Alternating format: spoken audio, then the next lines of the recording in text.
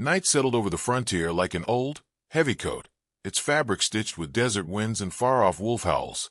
Folks around these parts said stories traveled on the breeze, whispers born in abandoned canyons, drifting from one lonely cabin to the next. Some tales died before they reached the next ridge, but some clung to the world like burrs on a saddle blanket. And the one about what happened in Red Hollow, long before the rail line carved through it, still stirred when the wind turned cold. Travelers swore they could feel the echo of those events in their bones, as if the land itself remembered.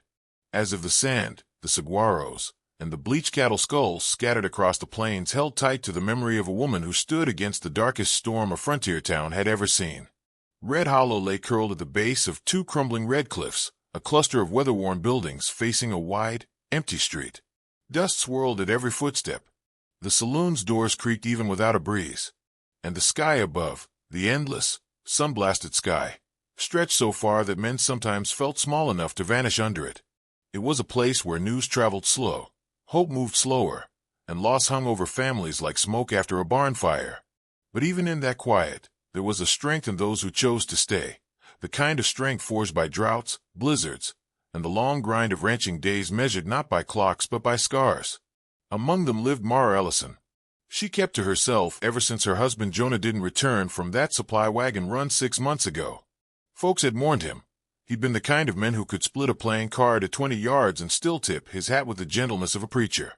Mara never cried in front of people, but the lines at the corners of her eyes deepened in those weeks, and her voice softened to a fragile hush, as though every word risked breaking something inside her. Yet she was tougher than she looked. She ran the ranch alone, patching fences, hauling water, and tending the stubborn mule Jonah had always said had a soul meaner than a diamondback rattler. Every night she lit the lantern on the porch, the same way she used to when Jonah rode in late. Neighbors whispered that she hoped he'd come walking out of the dark one last time. They didn't know the half of it. Sometimes she'd wake at dawn with his name on her lips, certain she'd heard his boots on the porch steps. Other days she felt him beside her in memories so sharp they pierced like thorns. But she faced each sunrise with a quiet dignity that made Red Hollow tip their hats when she passed. A widow, yes, but one who carried herself like a woman built from the same iron that held up the mountains. If hope still lived in town, it lived in her. But hope wasn't the only thing riding toward Red Hollow. Word spread along the cattle trails that the Viper Creek gang had been spotted cutting through the outer desert. Nobody forgot the last time they'd come through. You didn't forget Silas Crane, tall as a church door, eyes pale as lantern smoke, and mean enough to shoot him in just for stepping in his shadow. They said he kept a rattlesnake skull tied to his saddle horn, a reminder of the brother he'd lost to a snake bite. But anyone who knew Silas understood the truth. He didn't need reminders to hate the world. Cruelty was the only thing that felt natural to him. And Silas had a score to settle.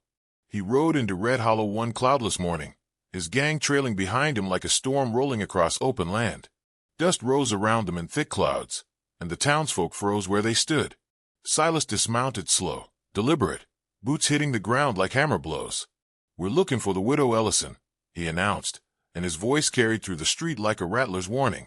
Mara had been in the general store buying grain when a boy ran inside breathless to warn her. She stepped out onto the porch, chin high, hand steady despite the tightness creeping into her throat.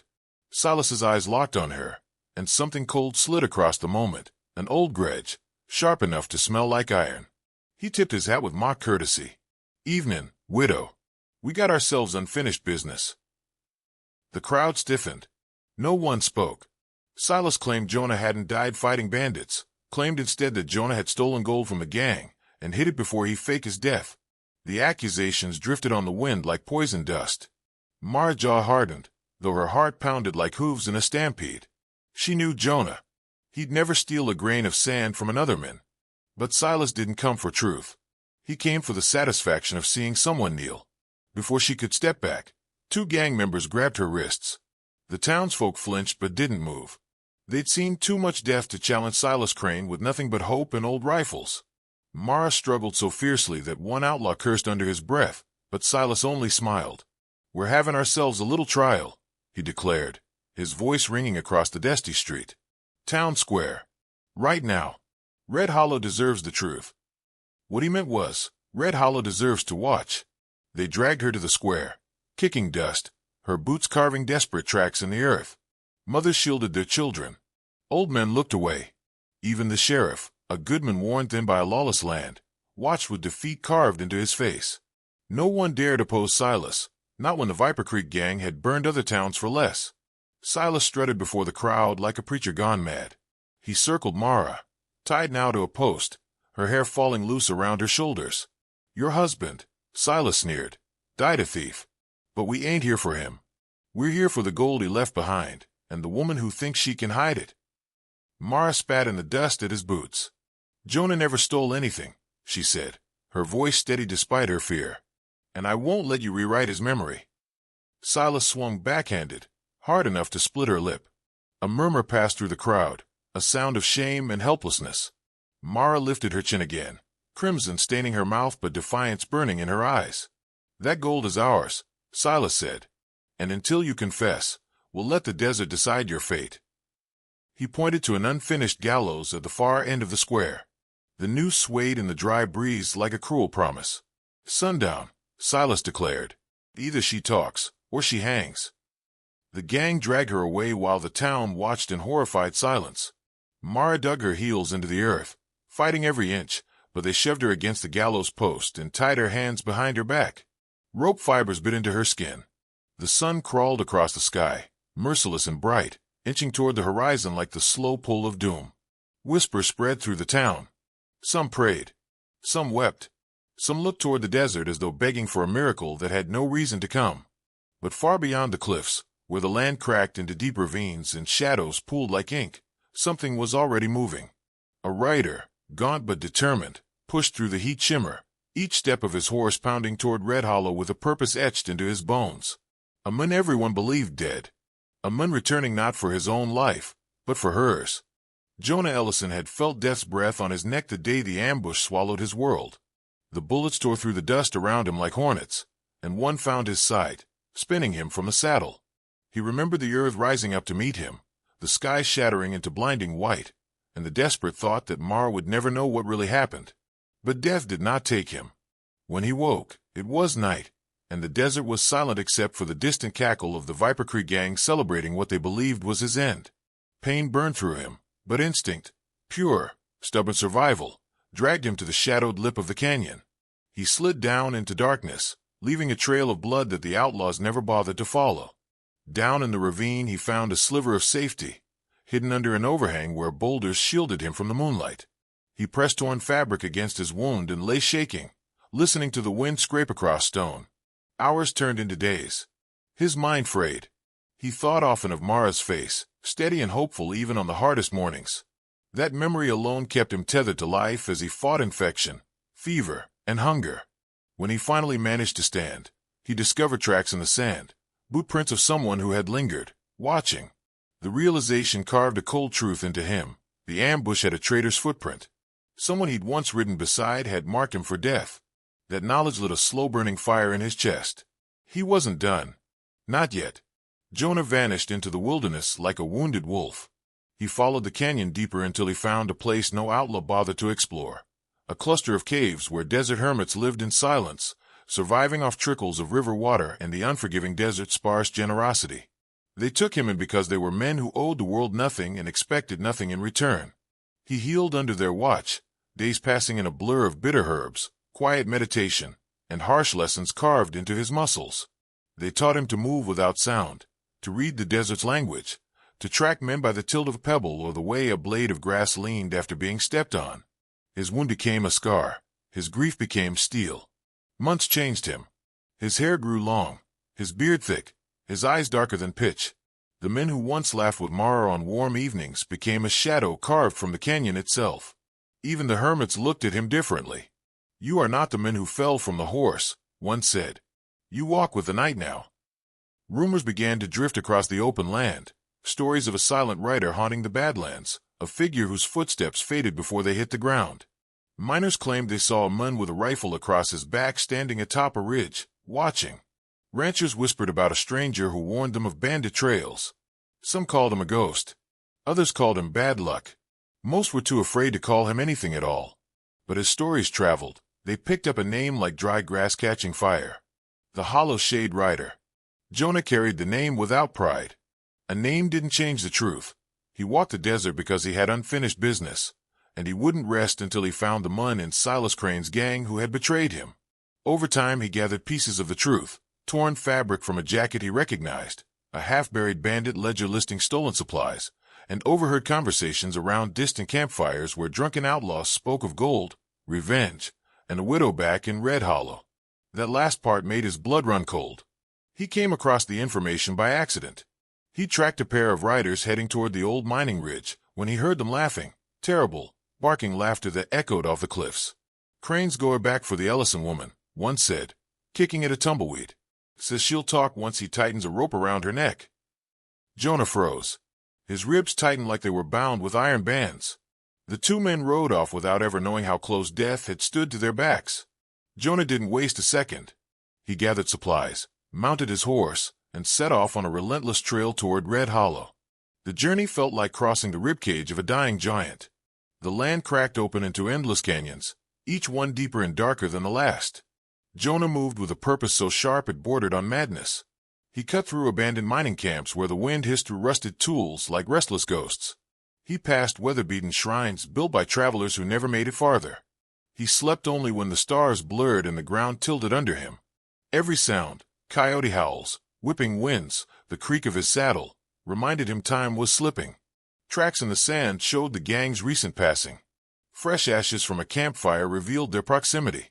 A torn scrap of rope, still warm from daylight heat, sent him driving his horse faster. He was getting close. Too close.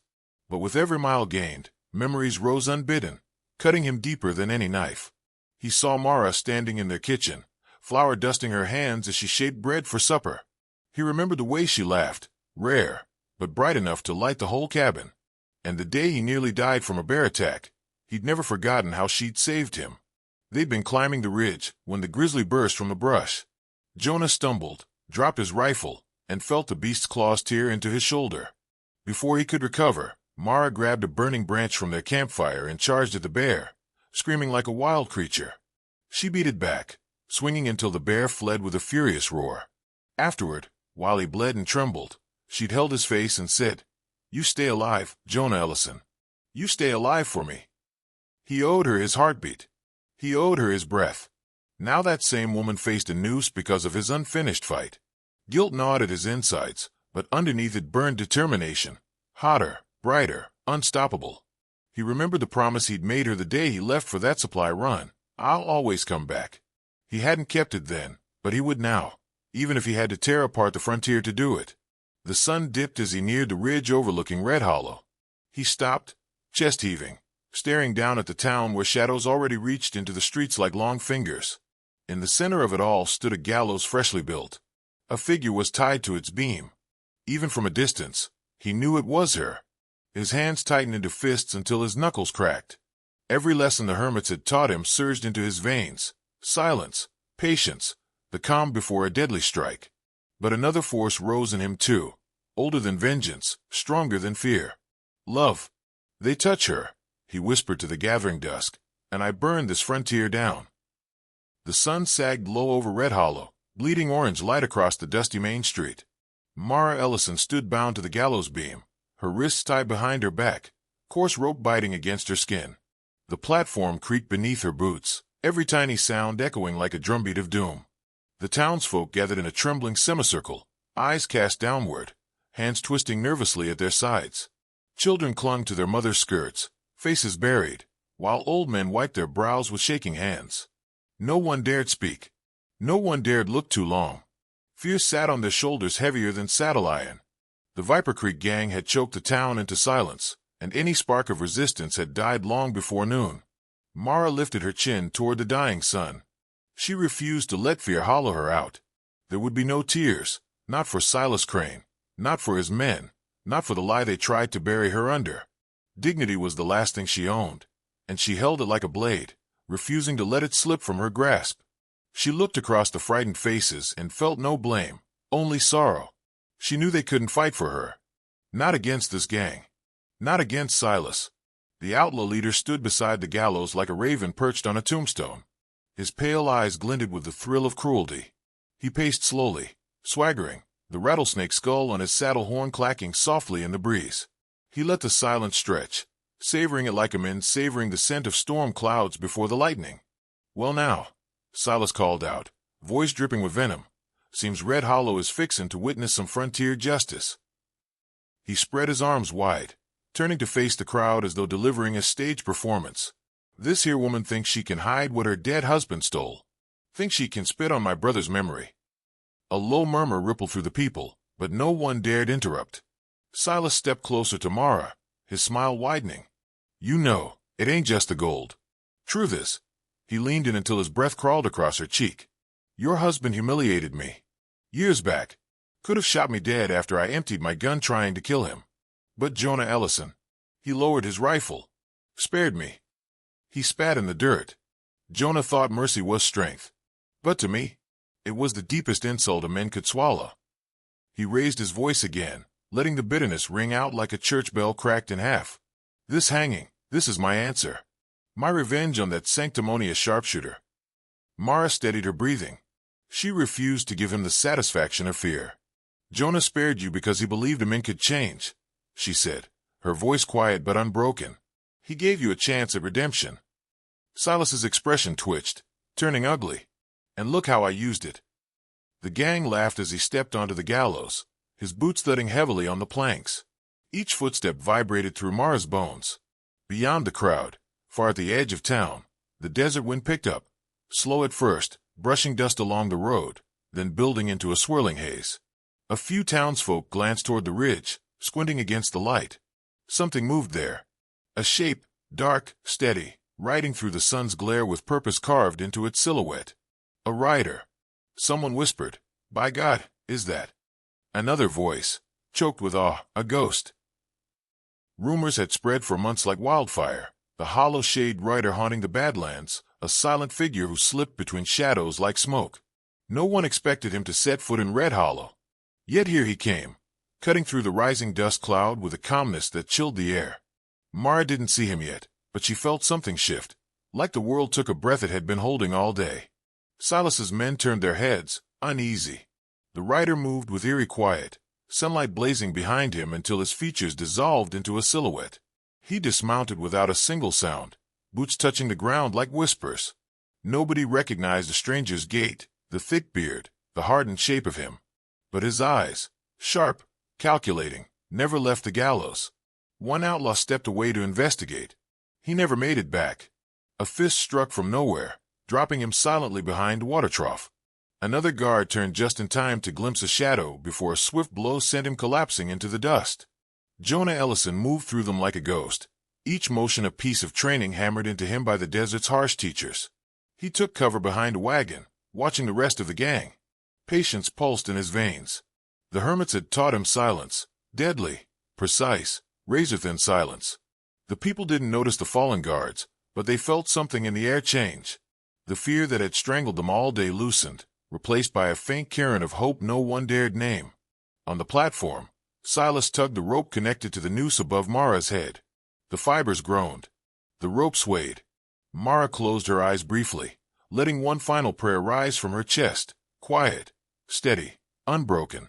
Not begging for rescue, just asking for strength, for peace, and if fate allowed, for Jonah's soul to rest wherever it now wandered. "Time's up," Silas snarled. "Let's send you to meet your husband." He kicked the support plank beneath her feet. The wood creaked, a long, drawn-out complaint of old nails and old sins. Mara's breath caught as the noose brushed against her hair. Silas raised his hand, savoring the final moment. 10, he shouted. Jonah steadied his rifle from behind the wagon. The world narrowed into a single line. The rope, the angle, the timing, Mara's silhouette. 9, Silas growled. Jonah exhaled. 8. His finger brushed the trigger. The wind died. 7. A thunderclap split the silence. The rifle fired once. Clean. Sharp. Unmistakable. The bullet sliced through the rope just above Mara's head, severing the noose in a perfect, brutal arc. The cut end snapped apart, whipping in opposite directions. Mara fell to her knees, gasping as the loosened rope slithered harmlessly onto the platform beside her. For a heartbeat, the world froze. Silas stared at the severed rope, disbelief widening his eyes, then spun toward the dust cloud rising across the street. And there, Stepping through it, rifle in hand, stood the men he thought he'd buried 6 months ago. Jonah Ellison. Alive. And coming for him. Dust drifted through the frozen silence as every eye in Red Hollow fixed on the men stepping out from behind the shattered well. For a heartbeat, no one dared breathe. Mara stared at him with a trembling disbelief that broke into a sob she swallowed before it escaped. Only she understood the truth before anyone else. The tilt of his shoulders, the steady fire in his eyes, the familiar way he held the rifle, like an extension of his spirit. Jonah Ellison was alive. The outlaws recoiled as if they'd seen the devil drag himself out of the desert. You're supposed to be dead, one of them whispered, stepping backward until he tripped over a water trough. Silas Crane's face drained of color, then twisted with something between horror and rage.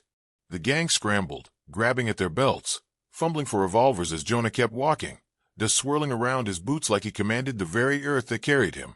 He didn't shout. He didn't threaten. He simply moved forward with the calm of a man who'd already returned from death once and had nothing left to fear. Silas drew first, the gun flashing in the dying light, but Jonah was faster, so fast the town later argued whether he'd even moved at all. His rifle cracked, the bullet slicing clean through Silas's sleeve and pinning him to the support beam behind him. A roar erupted as the gang fired wildly. The air filled with gunshot echoes ricocheting off shop walls, glass shattering, horses screaming and thrashing in their tethers. The street vanished behind clouds of dust and gun smoke, swallowing everything in a storm of chaos. Jonah ducked behind a fallen water barrels, firing with precision that seemed impossible for a man who'd crawled out of the grave. He kept his gaze locked on Mara, not out of fear for her safety. No, it was a promise. He'd come back for her, and he wasn't letting the frontier take her away again.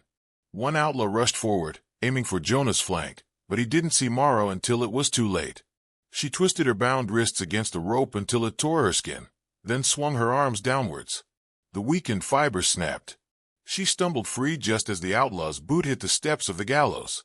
He turned in surprise, and she seized his fallen revolver with a speed that stunned everyone watching.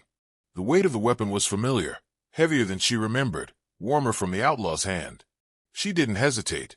She fired once, the shot cracking through the haze, dropping the man before he could lift his own weapon. Another outlaw lunged at her, thinking she'd freeze like any terrified woman, but Mara stepped aside, slammed the butt of the revolver into his jaw, and sent him tumbling off the platform. For the first time, the people of Red Hollow saw her not as Jonah's widow or a quiet rancher's wife, but as a force carved from resilience and fury. She moved with purpose, sliding down from the gallows and sprinting toward the crates beside Jonah. He saw her coming and parted the smoke like a ghost stepping from the veil. They fought together as if no time had passed, Jonah covering her blind spots, Mara watching his back. He shot the guns out of hands. She forced gang members onto their knees with the kind of conviction born only from a life lived beside a man like Jonah Ellison. Side by side, they turned the tide of the battle. The gang's confidence shattered. The outlaws stumbled, panicked, realizing this was no fight. This was their reckoning. Amidst the chaos, Jonah shouted one name with ice in his voice. The gang member who had betrayed him, Calder Mix, froze like he'd been struck by lightning. Jonah stepped into the open, lowering his rifle. Calder tried to run, but Jonah fired a warning shot that clipped his heel and sent him sprawling in the dirt. "You framed me," Jonah said, voice low but carrying across the entire street. "You led Silas to me. You told him I was carrying gold. Tell them why." Calder stammered, choking, trembling as the townsfolk gathered closer. Finally, the truth poured from him, how he'd stolen the gang's gold himself, planted false tracks, and told Silas Jonah was the thief. Silas, blinded by his fury toward the men who had once spared him in a gunfight, believed every word. The ambush had been built on a lie. Jonah had been left to die because of Calder's greed. When the confession ended, a hush rippled through the town, heavy, consuming, unforgettable. The gang's faces contorted with shock and betrayal.